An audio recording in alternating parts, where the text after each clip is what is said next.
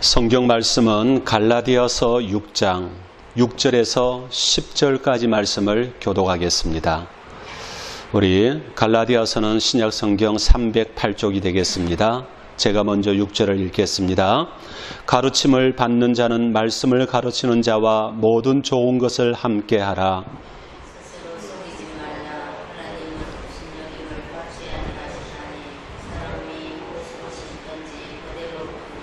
자기의 육체를 위하여 심는 자는 육체로부터 썩어질 것을 거두고 성령을 위하여 심는 자는 성령으로부터 영생을 거두리라.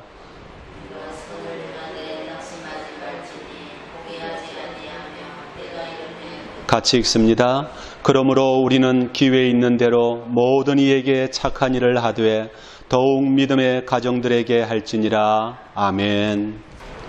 우리들이 흔히 하는 말 가운데 잘 키운 딸 하나는 10아들 부럽지 않다는 말이 있습니다.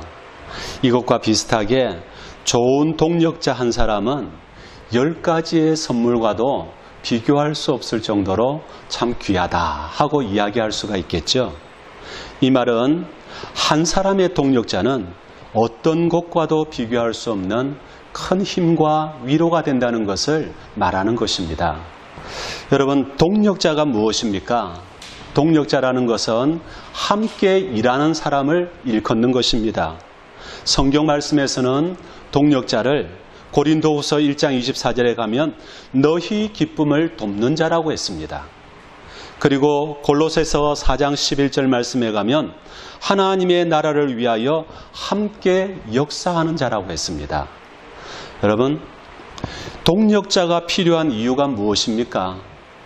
혼자 일해도 될 것 같은데 왜 동력자가 필요한가? 전도서 4장 12절 말씀에 보면 한 사람이면 패배하겠거니와 두 사람이면 맞설 수 있나니 세 겹줄은 쉽게 끊어지지 아니하느니라고 했습니다. 여러분, 한 사람이면 때로는 실망하고 좌절하고 넘어질 수 있습니다. 그러면 누가 그 사람을 일으켜 세워줍니까? 누가 그 사람을 붙들어 줄 수 있겠습니까? 누군가가 옆에서 동력자가 있을 때 쓰러진 사람을 일으켜 세워주고 서로 버팀목이 될 수 있는 그런 아름다운 관계가 형성되기 때문에 우리가 신앙생활을 하는 데는 반드시 동력자가 필요한 것입니다. 그래서 예수님께서도 누가복음 10장 말씀에 70인의 전도대를 보내실 때 한 사람씩 보내셨습니까? 아니면 두 사람씩 짝을 지어 보내셨습니까? 두 사람씩 짝을 지어서 보냈습니다. 그래야만 한 사람이 실망하더라도 한 사람이 격려할 수가 있습니다. 한 사람이 넘어지더라도 한 사람이 세워줄 수가 있습니다. 그래서 동력자가 필요한 것입니다. 오늘날 교회 안에서는 여러 가지로 사회적인 문제들이 많이 나타나고 있습니다. 심심치 않게 사회 법정에서 이슈거리가 되는 그런 문제들이 많이 일어나고 있는데 이것은 그만큼 오늘날 교회들이 어려움을 많이 겪고 있다는 것을 보여주고 있습니다. 그렇다면 정말 건강한 교회, 온전한 신앙 공동체가 되려면 어떤 게 필요할까? 그 어떤 것보다 가장 필요한 것은 바로 좋은 동력자가 있다는 것입니다. 여러분, 교회가 물질이 많이 있으면 잘 될 것 같죠? 교회가 사람이 많이 있으면 잘 될 것 같죠? 그렇지 않습니다. 크고 사람이 많이 모이는 교회라 할지라도 여러 가지로 어려운 문제들이 나타날 수가 있습니다. 서로 파벌 싸움을 하기도 하고 때로는 교회가 쪼개어지는 그런 가슴 아픈 일들도 일어나고 있습니다. 그런데 좋은 동력자가 있다면 어떻게 되겠습니까? 사도행전 4장 32절 말씀에 가면 믿는 무리가 한 마음과 한 뜻이 되어 모든 물건을 서로 통용하고 자기 재물을 조금이라도 자기 것이라 하는 이가 하나도 없더라. 여러분, 초대교회가 사람들이 어떻게 모였느냐? 한 마음, 한 뜻이 되어서 모였단 말이죠. 좋은 동력자라는 것은 한 마음 한 뜻이 되어서 하나님의 나라를 위해서 사역을 하는 사람입니다. 마음이 하나가 되고 뜻이 하나가 되면 싸울 일이 없습니다. 그래서 모든 물건을 서로 통용하고 자기 재물을 조금이라도 자기 것이라고 하는 사람이 없었더라. 근데 요즘은 교회 안에서 보면 자기 것이 너무 많습니다. 그렇지 않습니까? 서로가 자기가 낫다고 우기고 서로가 자기가 잘했다고 주장하고 자기가 앞서고 자기가 높아지려고 하는 이런 현실 앞에서 우리는 참 좋은 동력자가 있을 때 그 교회가 바로 교회다운 교회가 되고 그 교회의 성도가 바로 성도다운 성도가 될 수가 있다는 것입니다. 좋은 동력자가 되기 위해서는 세 가지를 공유해야 할 게 있습니다. 오늘 이 본문 말씀에서 우리는 그 세 가지를 살펴볼 수가 있는데 첫째는 모든 좋은 것을 공유하라는 말입니다. 오늘 본문의 6절 말씀에 가면은 가르침을 받는 자는 말씀을 가르치는 자와 모든 좋은 것을 함께 하라. 여러분, 말씀을 가르치는 자는 누구를 말할까요? 목사만 이야기할까요? 아니죠. 목사도 물론 포함이 됩니다.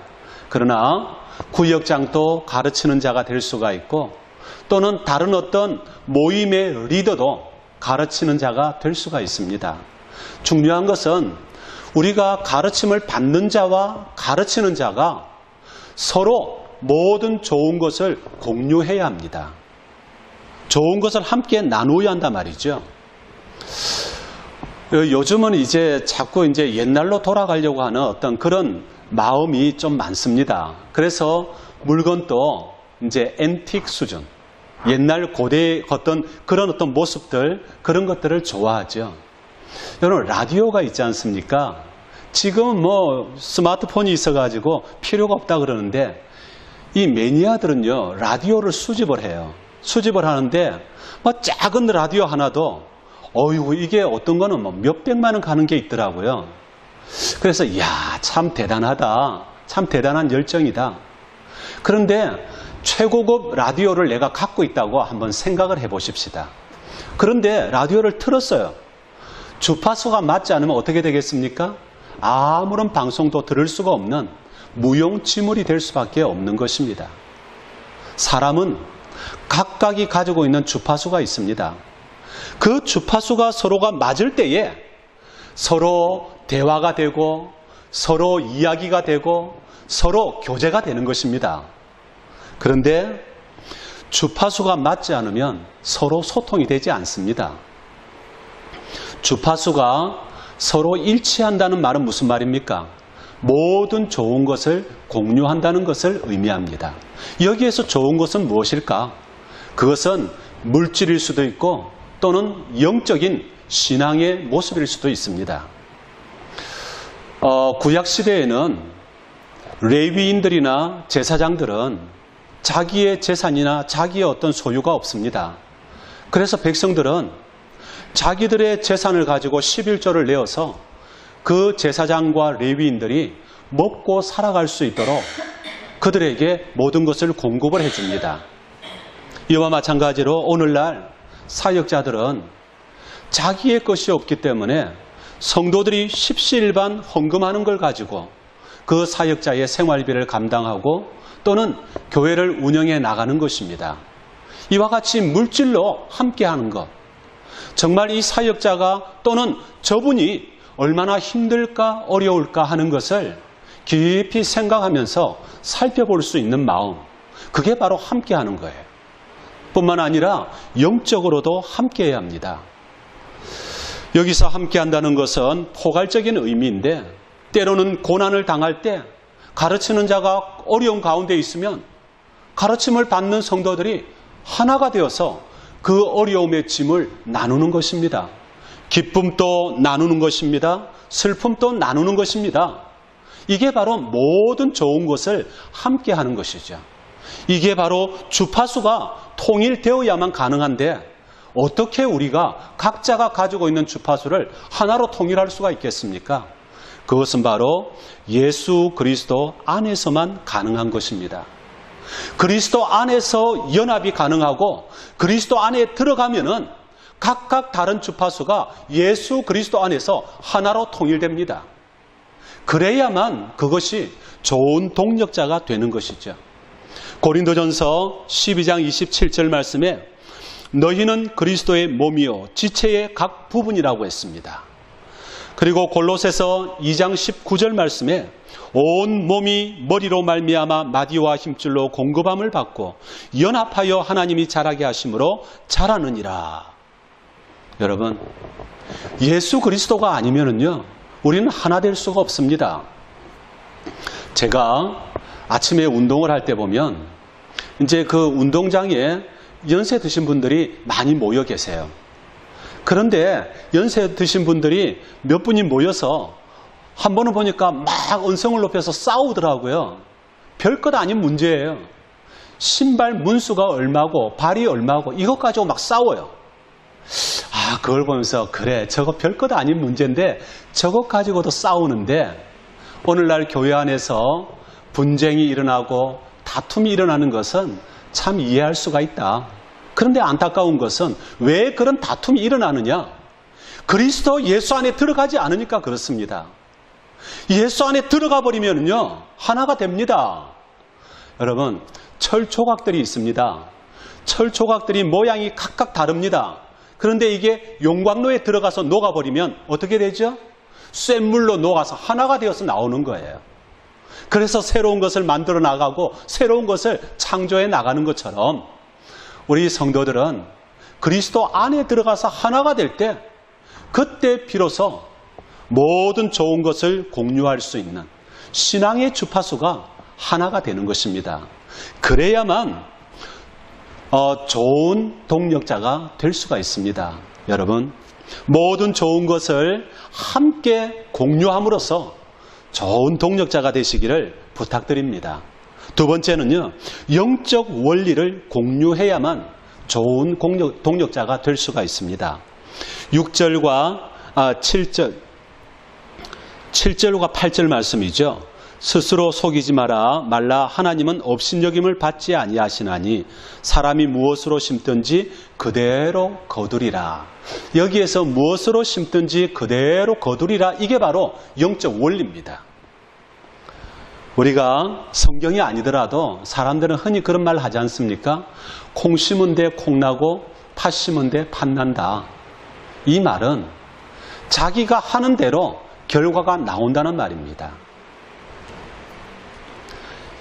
무엇을 심든지 그대로 거두리라. 이것은 하나님이 우리에게 상을 주시고 또는 벌을 주시는 기준이 됩니다. 내가 영적인 것을 사모하고 영적인 일에 힘을 쓰면은 하나님이 우리에게 상을 주시지만 육체적인 일에 힘을 쓰고 거기에다가 우리의 모든 것을 소비해버리면 하나님이 싫어하십니다. 성경은 항상 무엇을 강조하느냐? 영적인 원리를 강조하고 있습니다. 그래서 예배를 드릴 때에도 영적인 예배를 드려라. 로마서 12장 1절 말씀에 너희 몸을 산제물로 드려라. 이것이 바로 영적 예배라고 했지 않습니까? 영적 예배를 드리라고 했고, 또 고린도전서 2장 13절에 가면 영적인 일을 분별하라고 했습니다. 여러분들은 어떻게 영적인 일을 분별하십니까? 나에게 어떤 사건이 하나 생겼습니다. 그러면 그걸 어떻게 분별하시겠습니까? 어떤 분은 나한테 왜 이런 일이 생겼을까? 막 투덜거리고 화를 내고 어쩔 줄 몰라 하는가 하면, 어떤 분은 주님 앞에 무릎 꿇고 기도합니다. 하나님, 이게 무슨 뜻입니까? 이게 나에게 도대체 어떤 의미입니까? 기도할 때 하나님이 깨닫게 만들어 주시는 거예요. 이게 바로 영적으로 우리가 분별할 수 있는 지혜를 얻게 되는 방법이죠. 고린도전서 14장 12절에 가면 영적인 것을 사모하라고 했습니다. 사실은 우리가 영적인 것은 보이지 않으니까, 그리고 내 손에 잡히지 않으니까 우리는 영적인 것보다는 당장 눈앞에 있는 손에 잡히는 것이 더 관심이 갑니다. 교회 안에서 또는 성도들 사이에서 이해가 충돌하는 이유가 무엇입니까? 그것은 영적인 원리를 공유하지 못하니까 그래요. 저 사람은 육체적인 걸 가지고 막 씨름을 하는데 이 사람은 영적인 걸 가지고 씨름을 해요. 그러면 두 사람이 어떻게 되겠습니까? 만나면은 다툼이 일어나고 싸움이 일어날 수밖에 없는 거예요. 왜냐하면 우리가 성경적으로 이해를 하려고 애를 쓰고 성경적으로 문제를 풀려고 애를 쓰면은 세상적인 방법을 찾아가는 사람은 화가 납니다. 어떤 분이 그래요. 병원에 입원을 했습니다. 찾아가서 집사님, 하나님께서 뜻이 있으실 겁니다. 이러면요, 그 사람이 만일 영적인 원리를 이해하는 사람이라면 예, 맞습니다. 하나님께서 뭔가 나에게 가르쳐 주시기 위해서 그랬습니다 하고 이야기를 하는 사람이 있는가 하면, 어떤 사람은요, 목사님이 그런 일을 당해보세요, 목사님이 이렇게 아파보세요, 그러면서 막 역정을 내는 사람도 있습니다. 무슨 차이겠습니까? 영적인 원리를 깨닫느냐 깨닫지 못하느냐. 그래서 소와 나귀는 멍에를 함께 매지 말라고 했습니다. 소와 나귀는 근본적으로 다릅니다. 영적 원리가 중요한 이유가 무엇이겠습니까? 왜 영적인 것을 성경은 자꾸 강조하고 있을까요? 고린도전서 3장 15절 말씀에 가면 누구든지 그 공적이 타면 해를 받으리니. 우리가 무엇을 하든지 짚으로 집을 지을 수도 있고 나무로 지을 수도 있습니다. 그런데 금이나 은으로 지을 수도 있습니다. 그런데 불이 나버리면은요, 짚이나 나무로 지은 집은 타서 없어져 버립니다. 그런데 금과 은이나 또는 다른 무언가 타지 않는 그런 것으로 지은 집은 남아 있습니다. 이게 바로 영적인 원리를 사모해야 되는 이유입니다. 우리가 왜 영적인 것을 자꾸 주장하고 강조하고 그 일을 따라가야 되느냐? 언젠가 주님 앞에 서면은요, 육신을 따라서 했던 모든 것들은 다 사라져버리고요, 영적인 것만 남아있게 되는 것입니다. 그래서 우리가 주님 앞에 가면 믿음밖에 없어요. 믿음. 어떻게 믿음으로 살았느냐? 어떻게 믿음으로 행했느냐? 그렇기 때문에 우리는 영적인 것을 사모하고 영적인 일에 힘을 써야 됩니다. 8절 말씀해 보면 자기의 육체를 위하여 심는 자는 육체로부터 무엇을 거두고요? 썩어질 것을 거두고 성령을 위하여 심는 자는 성령으로부터 영생을 거두리라. 썩어 없어질 것과 영생, 여러분들은 어떤 것을 얻기를 원하십니까? 영적인 원리를 공유하시기 바랍니다. 심는 대로 거둔다는 이 영적인 원리를 공유할 때에 비로소 좋은 동력자가 될 수가 있습니다. 세 번째는 영적 가치관을 공유하라는 것입니다. 9절과 10절 말씀이죠. 우리가 선을 행하되 낙심하지 말지니 포기하지 아니하면 때가 이름에 거두리라. 10절에서는 모든 이에게 착한 일을 하되, 여기에서 선 또 착한 일, 이것은 동일한 의미입니다. 여러분, 선은 무엇이라고 생각을 하십니까? 윤리 도덕적으로 착한 일을 하면 그게 선이라고 생각하십니까? 아닙니다. 그거는 인간적으로 선한 것인지 몰라도 하나님 보실 때는 별로 선한 게 아닙니다. 왜냐하면 예수를 믿지 않는 사람도 그런 일들을 얼마든지 할 수 있으니까요. 그러면 선이라는 게 무엇입니까? 선이라는 것은 바로 하나님의 사랑과 은혜를 말하는 것입니다. 하나님의 사랑이 무엇입니까? 우리를 사랑하셔서 독생자를 주실 만큼 우리를 사랑하신 거예요. 그리고 우리가 죄악 가운데 있어 죽어가는데 그 예수 그리스도를 통하여서 우리를 건져주심으로 영생을 얻게 하시는 것, 그게 하나님의 은혜입니다. 우리는 하나님의 사랑과 은혜를 믿음으로 받아들여야 됩니다. 아, 하나님이 나를 이렇게 사랑하셨구나, 나에게 이렇게 은혜를 베풀어 주시는구나. 믿음으로 받아들이게 되면 뭐가 나옵니까? 감사가 나오죠. 찬양이 나오죠. 그리고 받아들일 뿐만 아니라 거기에 걸맞게 살아가야 합니다. 행함이 있어야 한다는 말이죠. 내가 사랑과 은혜를 받았으면 나도 다른 사람에게 그 사랑과 은혜를 전해야 하는 것입니다. 받아들이고 실행하고 전하는 것, 그게 선한 일을 하는 사람의 모습이죠. 요한복음 3장 16절 말씀에 하나님이 세상을 이처럼 사랑하사 독생자를 주셨으니 이는 그를 믿는 자마다 멸망하지 않고 영생을 얻게 하려 하심이라. 우리가 선을 행한다고 할 때 자기의 어떤 생각이나 자기의 가치 판단이나 다른 사람의 눈치를 보고 하는 게 아닙니다. 하나님 중심으로 해야 돼요. 하나님 중심으로. 누가 보든지 이게 하나님이 기뻐하는 일이라 하면은 내가 해야 돼요. 누가 만류하더라도 하나님이 기뻐하는 일이라면 해야 돼요. 누가 싫어하더라도 하나님이 기뻐하는 일이라면 해야 돼요. 그게 바로 영적인 가치관을 공유하는 것입니다. 근데 우리가 선을 행할 때 조건이 있습니다. 오늘 9절 말씀해 보니까 낙심하지 말지니, 낙심해서 안 돼요. 우리가 주의 일을 하다 보면은 내가 원하는 결과가 나오지 않을 수 있습니다. 한 번, 두 번, 오랜 시간 동안 내가 뜻하는 대로 되어지지 않습니다. 그러면은 낙심하기가 쉽습니다. 그래도 낙심하지 말라는 것입니다.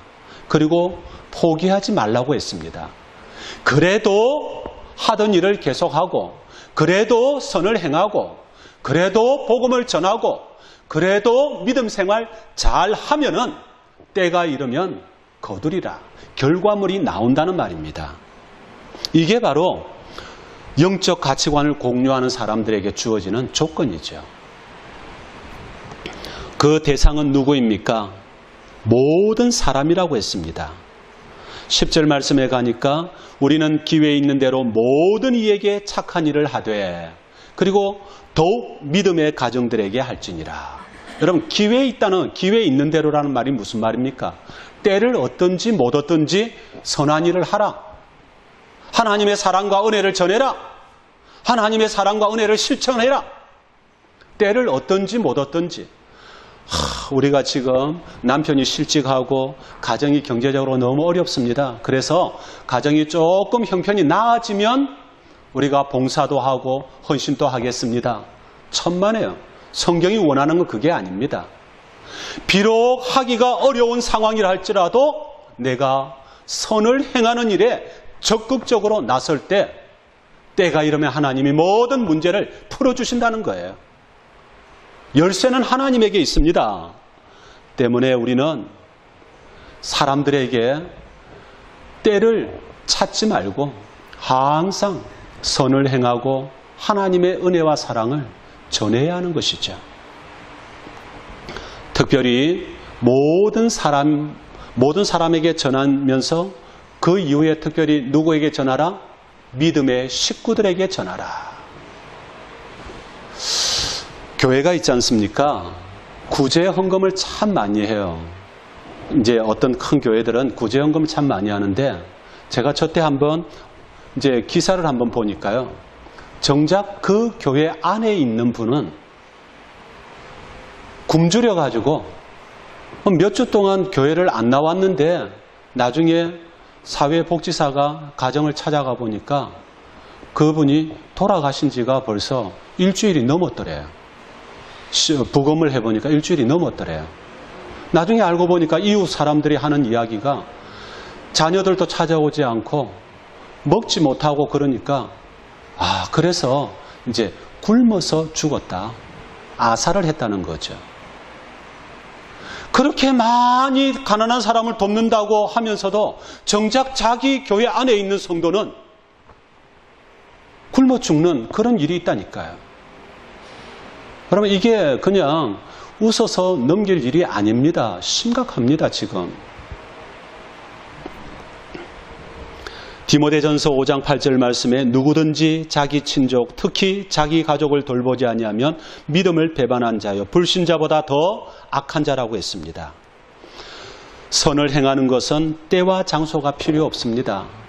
선한 사마리아인은 자기가 사업을 하러 가던 중에 강도 만나 죽어가는 사람을 만났죠.